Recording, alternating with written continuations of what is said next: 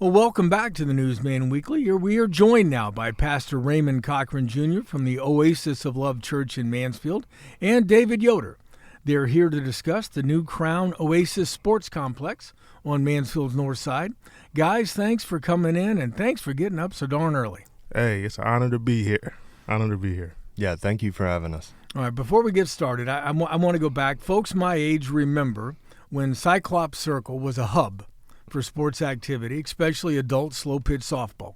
I mean, that place was just popping every weekend, every weeknight.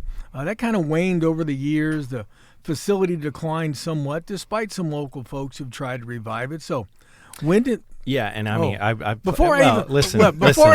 just wanted to interject and say, before I even ask the question, please let Mr. Heiser interrupt.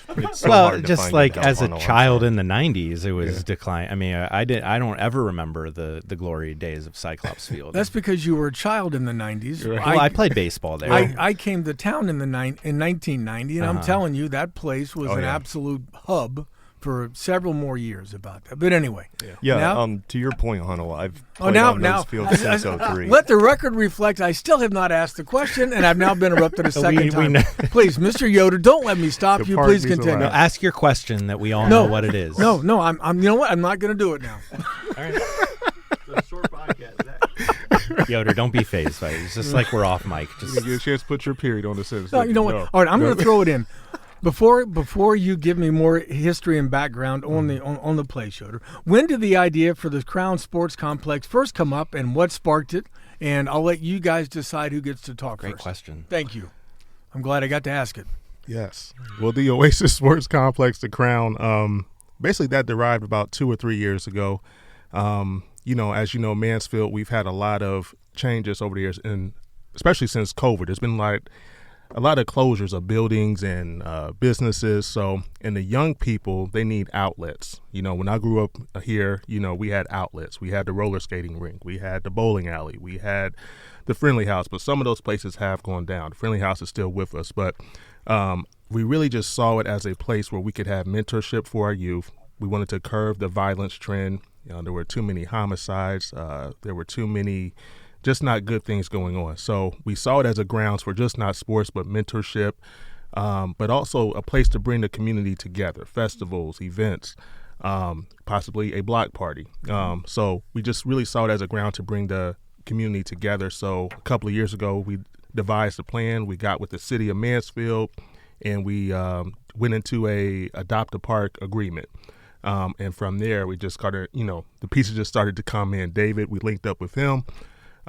As you said, it's such a rich history. I know you mentioned that, you don't remember it, but I don't either because I grew up in the 90s too. Fair. But I'm officially old. Thanks, guys. Yes. Did they used to have actual grass infields? Oh, there? Yeah. No, it's always been dirt. Okay. Yeah. You know what? I'm going to get Steve Eichinger on the phone, the man who covered Cyclops more than anybody else, and I'm going to have him come back and give us all a lecture about what slow pitch softball when it was king here in this town. I just thought the prisoners used it for their yard time.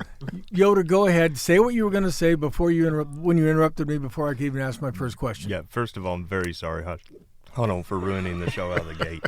But the history of Cyclops, I think the reason all of us, like Zach and I, just reacted emotionally is because that speaks to generations of history. Zach and I and Ray would be on the tail end of it. We would have graduated from high school all in the same years.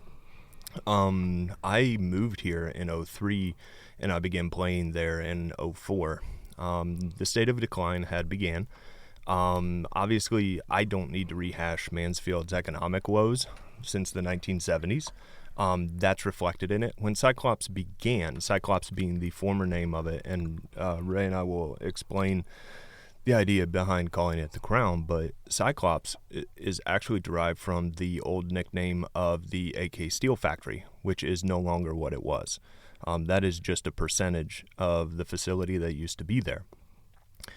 What we have the opportunity to do is to stop dwelling on narratives that have decades of dust on them.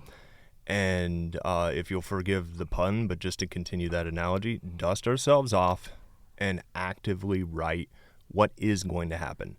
Because now Zach, Ray, and I have kids, who need to start forming the same memories that spark the lightning bolt of conversation that you just saw. All right, so for people hearing about this for the first time, and I know I think Katie Ellington Sorrell did a story that we published sometime over the weekend, kind of paint the picture. What exactly is the Crown Sports Complex going to be? Yes, it's going to be a place, as I mentioned earlier, for really the community at large to come together. So, and basically families. We're going to have youth leagues, we're going to have adult leagues as well, co-ed leagues, church leagues.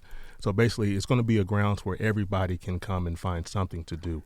It's 36 acres, so outside of the ball fields, you also have room for like soccer or volleyball or football. We want to bring the community together to have a good time and show them, like David said, that Mansfield is a place where, hey, great things are happening. And when we come together, great things will, continue to happen.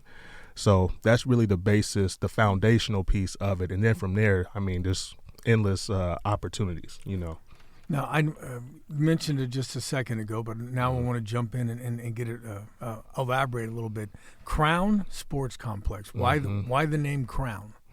Well, the Oasis of Love Church, we really want ministry outside of the four walls. And when the Lord opened up this opportunity, he took us to Corinthians and Paul. And Paul teaches us to pursue our crown.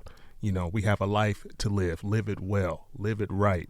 So in that way, we want to encourage our brothers and sisters that when you come here, hey, live your life, do it well, pursue your crown. It's something that we're all striving for. We want victory, we want success. So that's what the crown is about. But it's also helping your brother, helping your sister out. So that's the real focus of that meeting. With the crown, and it's really taken off. People love it. It's different from Cyclops, and we of course respect the history of the park, but this is just like a rebranding, something new that I think will encourage everybody. That's certainly something I've noticed over the years. You and I have talked, and we'll talk near the end of our chat today about the annual block party. But Oasis of Love Church, you guys probably minister more outside the church. Than most churches that I know of. Yeah. So why is that so important to you guys? That's our vision. Our vision is to go outside the four walls. We hear a word on Sundays, but what are we doing with that word? With what we hear on Sundays, we should go outside the four walls and reach those families, reach those children, reach those adults. There's so much that people are facing now, and we have a responsibility to make sure that we're doing everything that we can to encourage people. The gospel is good news. So just not on Sundays, but hey, if we have a tournament on Saturday, that's good news. If we have a business school opportunity on Wednesday, that's good news. So it's really our mandate to go outside and reach everybody. So it's at our heart, it's at our passion, and that's what we always strive to do at Oasis. I like that, ministering outside the walls, mostly because I don't like going to church on Sundays. So. Yeah, I hear you. And I'm going to the baseball fields now. I asked, that's a lot of asks. I asked Zach at one point where he goes on Sunday, and he said St. Mattress, so I didn't know exactly what that meant. But Bad Home Baptist. No. All right, I can't believe I'm about to do this, but I got to throw it to Yoder for a minute. All right, somebody set a timer, egg timer or something. Let him cook. All right. Go ahead, David, I love you. How did you get involved in this? I got involved. I began coaching. I began coaching in 2025. I'm on staff with Mansfield Christian. Mansfield Christian was a program that was growing. It nearly closed in the pandemic as a baseball program. I came from a very rich baseball culture in Amish country, Ohio. And that culture is so rich. Softball is nearly a language. It spans genders. It spans denominations. It spans what we would call the English Amish Mennonite divide. It's very, very rich. And to come up here where the culture is simply different, other things are emphasized. I would characterize this as soccer and football heavy, and basketball after that. Baseball is probably behind that now, and there's lots of reasons that we don't need to get into, but I loved it, and it was something I wanted to give back. My own cousin, while I was coaching, put a post on Facebook. He's like, hey, I want to throw catch with my son. I don't have a left-handed glove. I don't have cash right now to go get one. Has somebody got one? And I didn't. I'm a right-hander. My cousin's a lefty. My cousin and I go way back. All my cousin knows is I got one, and it arrived in the mail. I just looked on eBay, found him something, and that unlocked something like how many more of my cousins are out there. A kid I mentored was also in need of a specialized piece of equipment. Same thing. I knew how to look. I had the background, so I did it. And people started to become fascinated with the idea of what if we could create impact. And I learned the old school skill of glovesmithing. Because the cost of baseball, I don't have to tell parents that gloves cost $400 to $500. That tends to leap off the sticker. And those are high-end gloves, by the way. The costs are varied. But old leather still has value. Leather doesn't change if you take care of it. In fact, it ages well. And so I wanted to create a nonprofit because my passion was baseball helped me out of a lot of things I struggled with as a child. And even, honestly, as an adult. When things are tough, baseball is a place I go to.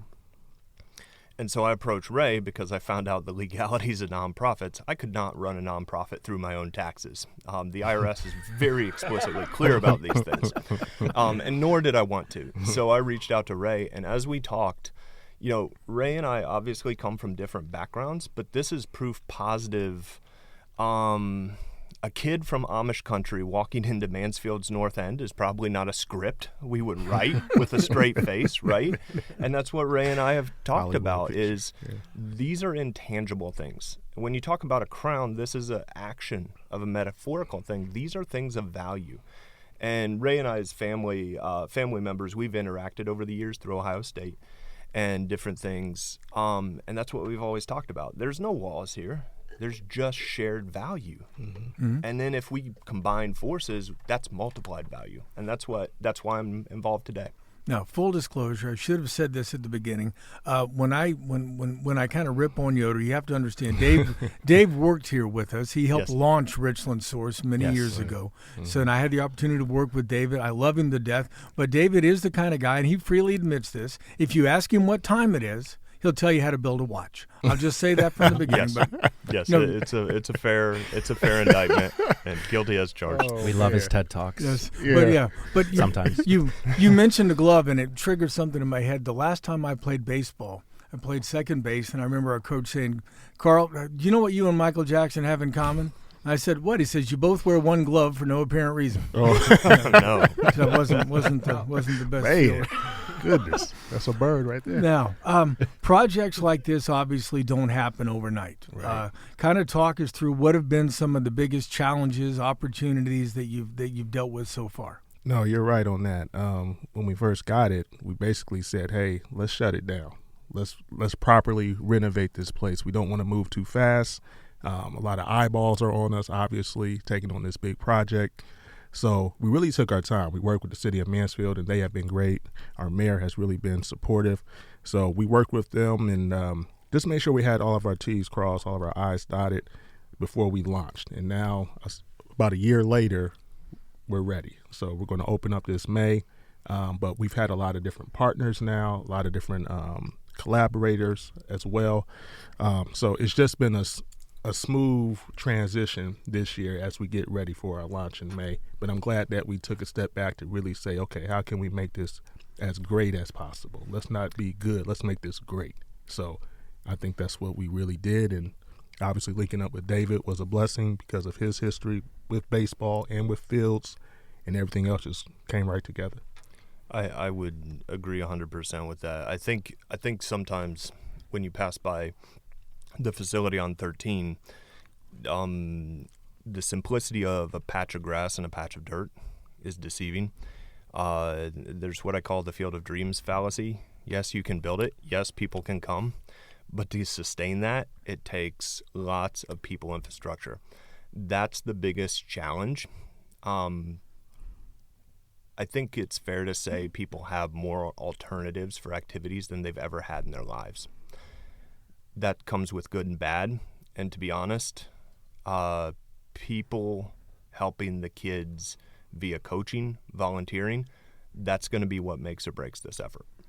So how many folks do you have involved at this point as you're getting ready to launch in May? Yeah, well, we have a number of folks through the church. Our brotherhood has really stepped up, so they're out there every Wednesday and Saturday now, getting the fields ready. And then we also linked up with other churches, David and the Avenue Church, and then just a number of different organizations. Ricky, they're going to help out as well with some of the field prep. So I would say that there's probably 10 or 12 different organizations that we're partnering with right now, and then about 3 or 4 churches right now that are also helping in this effort. We're also going to meet. There's what I would say 2 leagues solidly that have strong tradition here. They want to be back on that field. So to have 2 of the 7 days of a week already in even this formative stage, there's the energy that disrupted the show will positively build. We're seeing signs of that. Now, when you say 2 leagues, you're talking like men's softball, baseball. What are you talking about there? Primarily slow pitch softball. Yeah. Baseball tends to be an industry of itself. Right.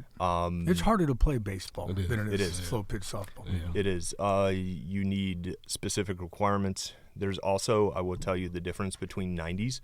And I was laughing at myself. I'm much closer to 40 than I am 14. Come on over. I'm going back into baseball last year, and I even asked a kid one time, "Do y'all even still trade baseball cards? Like, how much has changed?" Wow! Did they look at you and say, "Easy, boomer"? Pretty much a little bit, but they were kind. They're like, "Yeah, when we were little." I don't know and I was about like, that. "Okay, Yeah. okay." And the neat thing is, in their video games, the show, cards are still a staple. Yeah, I have a autographed, because I got the autograph myself, Ozzie Smith rookie card. Oh yeah, Wow, Yeah. Carl. that's a That's a gem. valuable one. Yeah. And what I love about reinvesting in this effort is we talked about this. It really does heal in very specific ways. I don't think people value the game of catch until you're later in life and you realize you've already played your last game of real catch with your dad. That's now I'm getting to that age where it's like, oh, these things are finite. Right. And they're more precious than other things I previously thought were. And that's the fun. Like, that's also the fun and value. You can be present. And you can see why would a bunch of factory guys have built a gem out there? Why would they spend their spare time? You have to experience that to know it. But when you experience it, the same energy that animates people, it's rooted in real experience. Yeah. Now, is this how many leagues, or what are you going to be offering in terms of youth sports, baseball, softball? What kind of leagues are you imagining or thinking of? Stan Cameron is our commissioner. He couldn't be here today. We've talked a lot. We'd like to begin with the lower age brackets because 2 reasons. One is it's a lot easier to organize. The liability side is much different than it was in the 90s. We are a far more litigious society than we were back in the 90s. And back in the 90s, if somebody hit you with a softball, it might leave a welt. You might be angry, but you just shake it off and go away. Now you hit me with a softball. You know what? Common Pleas Court opens tomorrow morning. I am ready to sue. And not even person to person. State Farm Insurance and other fine institutions, not to call them out by name, but I happen to interact with them. But just empathetically, they have to build financial models that insure things. Right. And the bigger a society, the more opportunity for chaos, and the longer we go, the higher the costs. And not to call any fine insurance institution out by name, but there is a layer of things that have grown more complex that you just need to do things the right way as a facility in order to operate and, yes, avoid uncomfortable conversations in front of gavels. Now, when you talk about impact, what are you hoping to see the impact is on families, kids, schools? I mean, I see it on Facebook all the time because you were talking about, the skating rink's gone, the bowling rink's gone. But I have people say, why don't we bring that back? And they blame the city for it. And I'm like, well, the city never operated a skating rink. The city never operated a bowling alley. Right. So what are you hoping that this does for kids and families?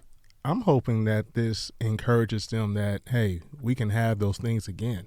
It's a great place. It's, it's kind of funny. The park lies right at the city gates, so it's an entryway into the city. So if we can show folks who come into this city, hey, we have something going on here, and that's what I want the people to really feel when they come there. Like, I want them to come there and leave saying, wow, I didn't expect that. I didn't expect to have that much fun. I didn't know that, this place could do this. So I'm looking to change that narrative. I'm born and raised, Mansfield, Ohio. And like you, I've heard all the rumors, all the talks and, you got to get out of here. No, this is a place where people are coming back to. And I think that there's a lot of promise, there's a lot of heart, a lot of fight in this city to really bring things back. So I really want people to come there and see the fellowship, see the love, and feel the hope. That's what I would say. And there's a lot of fellowship, there's a lot of hope that can come when we all come together. So I think it's going to be something that we haven't seen in quite some time. I think you're going to have different cultures coming together, kind of like the block party. Right. I think it's going to be something that we can build on as a community. Yeah. I think I look at this from an organization standpoint because working with the intensity of OHSA varsity baseball programs, lots of layers, lots of things. And baseball is not a sport you can play competitively without prep. It's not one the learning curve is short. It's a long learning curve. There's 13 million permutations in a game of baseball. That has a lot to do with the innings count and the play and the complexity and all those things. That can make it feel prohibitive. But the beauty of beginning at youth is, much like life, you can teach a complex thing slowly. And much like revitalizing, where do you start? This won't happen overnight. Once you lay aside the fear of it, round one doesn't have to be perfect. It can just be round one, draft one, in writer parlance. Let it be a rough draft, then let it be a better draft, and then publish it. and there's sometimes, I think, in a hyperspeed society, we forget the fundamentals of that. So we're going through that. We have to turn these fields. They have to be aerated. Dirt is still dirt, but it requires a process to finesse. And same with rolling a 36-acre collection of outfields. It turns out, no, you can't just hitch a roller and freewheel it. You have to have fundamentals. And baseball is a very beautiful thing. And this is the point I'll get to. Having said all those basics, I think people have become too passive because of the amount of things that come through. And I'm pulling out this little black box. The amount of things that are fed to us, we've allowed ourselves to become passive, and I think you're seeing a shift now because we know what this does. We know what it's capable of. Great. We also know the consequences of passive doom scrolling. How do you fix all that? What do we do? Oh, no. Well, it's pretty easy. You stand up, you walk with your 2 feet, and you rake a ball field so you can play some softball. And wouldn't you know, doctors will tell you the amount of difference of a few hours of exercise versus passive doom scrolling is almost a quantum leap. You were talking about fundamentals. I'll tell folks, when I started full-time at Richland Source in 2019, and I had to learn this new front-end system, David was kind enough to sit down with me, and he said, okay, see this? That's an A. That's a B. Oh, wow. That part hasn't changed. Yes. You're just putting them in different spaces. Yeah. I think it was blocks. Wasn't that what we said? Blocks, yeah. Then after you left, they changed the whole front end system to a news pack thing. Yeah. And they weren't nearly as patient and kind, Dave. I'm sorry. I'm sorry. I couldn't. Carl likes to play though. I'm old. I don't get it. Well, I don't know split technology. Screening NASA's landing while watching Thrash on Netflix while scrolling on Instagram this weekend. Yeah, all right. I saw him on the table too earlier this week. Just like yeah. You know, the kids come to the young people. In this case, it was Maggie Allred. They'll come to me and they'll say, Carl, will you make a TikTok? And I'll say, okay, what humiliating, embarrassing thing do I have to do now? And she said, well, just lay up on the counter and pretend you're saying this. So yeah, I don't have any idea how any of that stuff. Do you know what I think? Why you've had a threefold career, Carl. Like, this is a compliment. Thank you, first of all. Like, coming from Amish country, I've always felt like I had to translate tech. Like, that's been my unique role in the world. And I've begged God to maybe give me a new mission, but he hasn't. So here we are. There you are. And no offense to anybody I've been involved in. It's just like, wow, will I always be here? And the answer might be yes. And I've learned joy in that, right? And so the point being is, I think, Carl, you've never lost who you are and your values, which helps you relate to. I think sometimes there's generational fear. Like, I honestly had a fear. I'm like, I'm further removed from high school than these kids I'm about to coach have been alive. Mm-hmm. And I'm very not cool. I've never been cool in my life. So I'm about to walk into Gen Alpha, who, you know, I think sometimes the phrase alone freezes up. Do you know what kids want? They want time. They want you to show you care. And then all they want is for you to show them how to see ball, hit ball, throw ball straight. Mm-hmm. Coach, how do I do that? Is the most complex. How'd you do that, Coach? Mm-hmm. Right. And then if I show I care and show up, and then when they're frustrated, if I'm there for them, that's it. That's the job. And that's, I think, we call a lot of what we do redemption work in a holistic sense, not just, obviously, spirituality and faith is a big part of our existence, but redemption work is going on in the roads here. What happens when you uncrack the tarmac of Main Street? You find 100 years of history, good, bad, and ugly. Yeah, definitely ugly. Water lines that are a little clogged up. Water lines, gas lines that appear out of nowhere. And same with a history who has, since the mid-century, more scars than is worth discussing because they're in the past. So we've dug them up. What are we going to do is the critical question. A baseball field is a net positive. There's very few bad things that can happen outside the silly goofiness of competitive sports and people who, you know, aren't themselves for 2 seconds because they're fired up about a strike call, right? Well, I got to tell you, I was going to bring this up in a little bit, but I used to umpire baseball and softball. Oh, yeah. And for those who don't think church league softball is highly competitive, I heard those were some of the most explosive arguments. A sense of justice. Yes. Righteous indignation. Yes, folks, back to the altar. You're going to have ABS at the Crown, though. Yeah, I think, you know, from a faith perspective and a baseball perspective, like, this is the biggest part of my coaching, is teaching a kid, it's one strikeout. You have 3 more at-bats. Mm-hmm. Do not ruin the next 3 at-bats because you are frustrated about number 1. Oh, yeah. That's the mental side of coaching. Are you trying to say umpires remember? They certainly do. And do you know what I don't do as a coach that caused compliments in my first year, and I thought it was just common sense? They're like, thank you for arguing absolutely nothing. Mm-hmm. And I thought to myself, well, it would be a net negative, so thank you for, I guess it is an active thing, just not to do the silly thing. No. And then on church league, I've played church softball, and it's a reminder that we're all human. From a faith perspective. Well, I mean, Jesus got mad plenty of times. He sure did. Yeah. When he turned went over tables. Yeah, went into the temple and said, "Not my Father's That's house." Right. I mean, that was not the work of a calm, happy man. No. Oh yeah. No. Well, no. even disciples, hand chosen by God, lost their cool and did dumb stuff. And they did a lot of dumb stuff before they got chosen. I mean, you mentioned Paul earlier. He wasn't exactly he wasn't the ideal pick. No. Peter was crazy. And here's what I love about baseball and softball. If you do it right, you can remember in a culture that loves to dig up 20-year-old tweets, which, by the way, the fact that we can say 20-year-old tweets is insane. Yeah.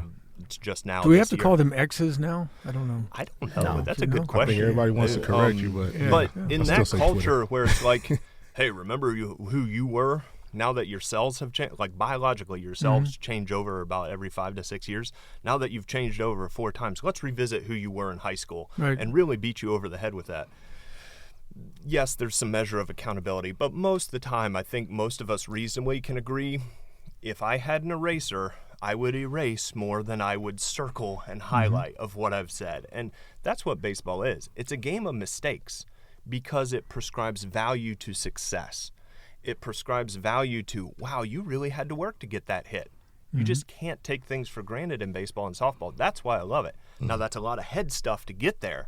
But that's why people are addicted to this game today, is because if you put in the work, you individualize the way you play, and you can be part of a bigger team. And that, to me, obviously I'm a coach, so I'm always trying to make this true to life. But that, to me, is if you want to know why we get romantic about baseball, that's it. Now, speaking about putting in work, what sorts of physical improvements did you have to make out at the park? Yeah, so our press box was one. It's a really big project that we had to take on right away. But and that's the tower that sits in between the fields. Right. Here. Okay. Right. So it has the press box up top and then the concession stand at the bottom. So our brotherhood at the church, they really did a great job hitting that, and then also doing some trenching. The park sits in a flood zone. Yes. So we really had to work and do some work with the city as well to kind of clean that up as much as possible, and I'm proud of the work there too. So we've made a lot of progress with the fields, and then with the concession stand as well. So we're actually going to partner with Gionino's Pizza. So throughout the season, we'll have pizza and different items for sale with the concession stand, but really improving the grounds was a major thing, and that took a lot of time. With 36 acres, you got to make sure you got every area covered. So, and we're still working on it, but those were some major improvements to the facility for sure. What about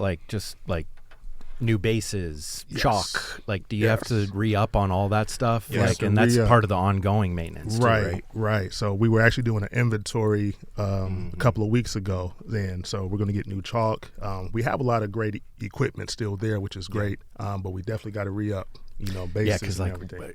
Nice white shiny bases and Right. chalk Yeah, lines, that's part of the allure. Yeah, That is the Well, part. I can answer that. There's really 3 categories of expenses we've got to think about as a community, because this won't just be a single group effort. This is going to look like parents showing up for their kids. This is going to look like community institutions saying we can live life with a landmark or without it. I don't mean to make it that coldly binary, but that is, we've seen it turn over. AKA helps, you're asking for support. I'm right? asking for Absolutely. cash. As you should. But plug it's 3. It's capital expense. So the church has, and the Oasis Foundation has taken care of, and everybody can see that from the road. The field house looks better than it has probably since I've been here in 2003. I have at least that perspective. I've been here since 2003. It's cleaner than a lot of those years just because of the investment. That's not to denigrate what's done. Everybody involved has done their level best. I can't take away from any effort past and previous. There's just more struggle than there is success at certain points in life, and that's hard, and people have done their best, and hey, that's why it's still here. The other one is what I'll call consumable expenses. Consumable expenses in baseballs don't last forever. And when they're scarred, scuffed, or kicked, they become a safety liability. You can only use them for practice and throwing. Most people, unless you're very close to the game and manage it, don't realize that. We'll need paint. We'll need chalk. We'll need, in fact, we have open donations for, if you have $75 and you'd like to buy some white bases for kids to run around on, we will take your $75. You can make a difference in so many ways. If you have $1,200 and you like to buy 10 tons of red brick dust, that's an approximate value, you could see a top dress field, and you could probably get some pretty good advertising out of us, right? And if someone does want to advertise, and not to interrupt, but just how can they, should they reach out to you guys, or is there a website? So they can go to www.oasisoflove.org, and they'll find the information there where they can donate.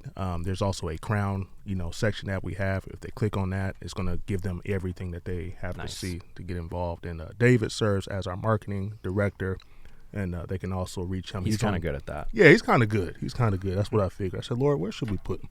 Yeah. He said marketing. So I'm glad we listened to the Lord, and he's doing a great job for us. So. And now, along those lines, and what we're talking about, I've gone to a lot of churches over the years. I was raised Southern Baptist in Georgia. I became Roman Catholic after I got married. Normally, I tell people that means I've got enough guilt for everybody in the room. Everybody else can stand down.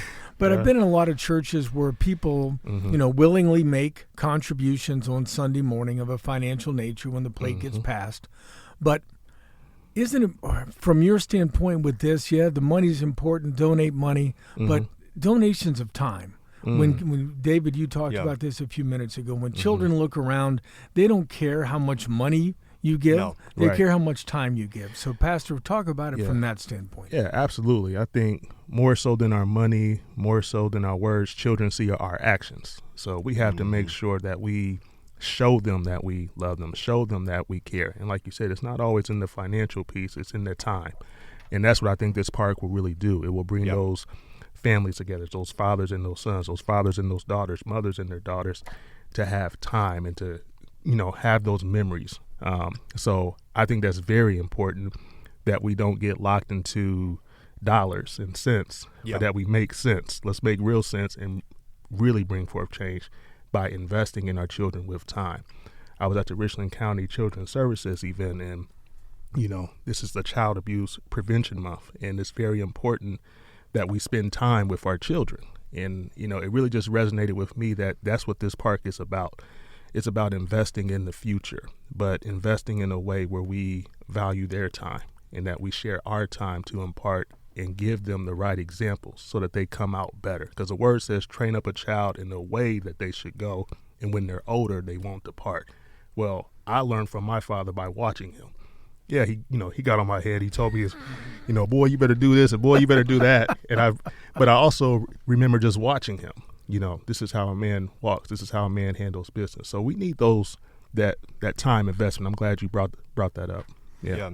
At Avenue Church, where I go, you guys were kind enough to write press about something we were able to facilitate. We don't take credit for this. This is, from our perspective, of God and of the people who gave. But we were able to steward $265,000, I believe, in total, into the community outside our four walls. We did that because we wanted to show, we talk about the 3 T's, and this is a pretty common acronym, but my dad and grandpa were both pastors, so I've heard this a lot in my life, but I've found it to be true. You have time, you can give. You have talent, you can give. You have treasure, you can give. All of us have different levels applicable to this effort, and that's what I'd encourage people to think. We're not asking you to get a theology degree. We're asking you, as people who care, to show up for kids. If you have the ability to run a baseball clinic, we could use your help. If you have a spare hour, we could use your help. If you have a spare glove, we could use your help. That's the beauty of when you bring 100,000 people down on an issue, you have a lot more odds of success using partial than you do 2 very passionate, talented, time-gifted, treasured individuals. Yes, they can make a ton of difference, but they can only coach 2 teams. And I did go and look, since Ray mentioned the website, I did go and look, and the Crown, as part of oasisoflove.org, I'm looking at the Crown portion of the website, and that's got David Yoder written all over it.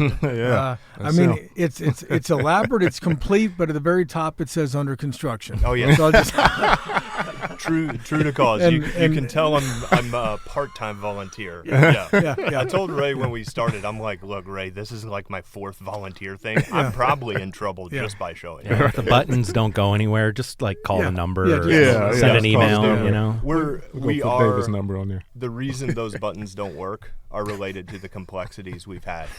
I underestimated sign-up forms and legalities. Getting sued is bad. It's the effort. And so to sign people up, the amount of stuff, I want people to know it's not for lack of effort. That website is ongoing. But then also, yes, please bear with us. We are going to have T-ball. At minimum. This year? Yes, this year in May. We're going to give people late season T-ball. There's plenty of T-ball efforts. But we're going to give people late season T-ball. If you missed out on other opportunities, please reach out to us. We're going to launch it, big or small. Same with some other stuff. As we gather interest, it will be adult softball heavy. That is appropriate to that field. That has been the hub. Don't be surprised if that continues to be the tradition. But we didn't just talk about this as an idea, a fun TED Talk. This is now going to be activity. We want to build mentorships. We want to give people who want to coach the opportunity to coach. We want to build eventually our long-term vision statement actually has us stepping into being a USA baseball, USA softball facility. How long do we have? What's that mean? That means the official governing organizations, we want to give access to the north end of the community to the best possible sporting experience. The road to get there is long. Mm-hmm. It will not be immediate. It takes immense capital, consumable, and just people talent to get there. I don't want to undersell that at all. Also, the grants behind the scenes, and I'm just being transparent because I know we have a Mansfield greater community that cares. The behind the scenes of how many grants are willing to give to a year zero project that's just launching, that tends to be less than when you're down the road and you've proven value. So to get things off the ground is very much our first step. We are going to be a collaborative organization. We're also telling you up front, if you're passionate about this, get a hold of us. We are creating a bigger structure that can be collaborative and sustainable. Not cliquey, not singular, not corporate. It is going to be collaborative. It might be harder in some aspects, but it's going to be more permanent. Well, it's funny because you talk about, initial steps, and everybody knows the way to eat an elephant is one bite at a time. But I think it was Mark. I think it was the book of Mark. When Jesus first talked to disciples, he didn't lay out the entire plan for we're going to go from here to crucifixion, to resurrection and beyond. Purpose. He said, "Come, follow me." Right. Yeah. They didn't know where they were going. They just know they had a guy that was going to take the lead. And so that's just the way it worked out. Yeah. Preach, Hunnell. Well, yeah, I was going to say, that's pretty well, good. That's a good poll. Yeah, the guest speaker this Sunday, Dr. Carl Hunnell. Here, folks. Doctor. That would make my grandmother very happy. One of the things that, when you talked about that, is I'm trying to think fast forward 10 years. Mm-hmm. And if we go 10 years from now, what do you hope people are saying about the Crown Sports Complex? That's a good question. Can I launch that? Go ahead. And this may be the shortest answer. Wait a second. Go ahead and time this one.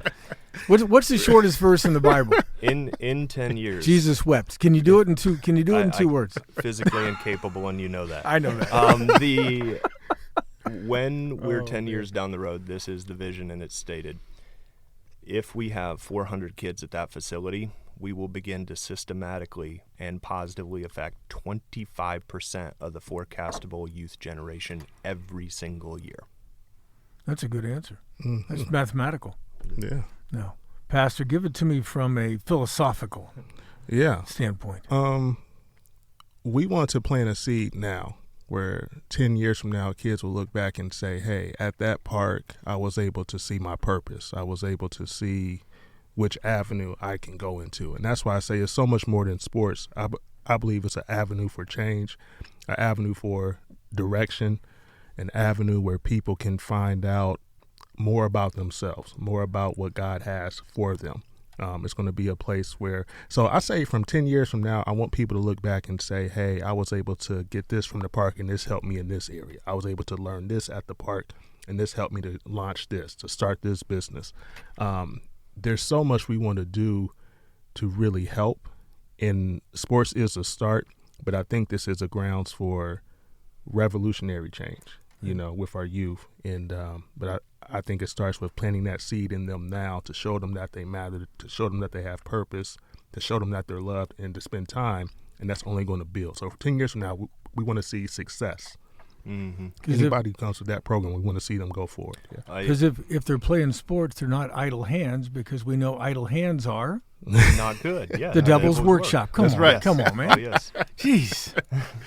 Preach, man. You're preaching today. Is that from the Bible? I thought my dad just made that up. No. I'll tell you, Hunnell, he was trying to help you, though. Right. One of the things that's a caveat, if we can pull this off, one of the cool things about free resources through USA Baseball and USA Softball, that facility can start to turn certified coaches with just one classroom cohort. Mm-hmm. That facility can start to turn umpires. We have an umpiring problem. That it can be that. It takes people, and we've got a plan to engage. We apologize we can't go faster.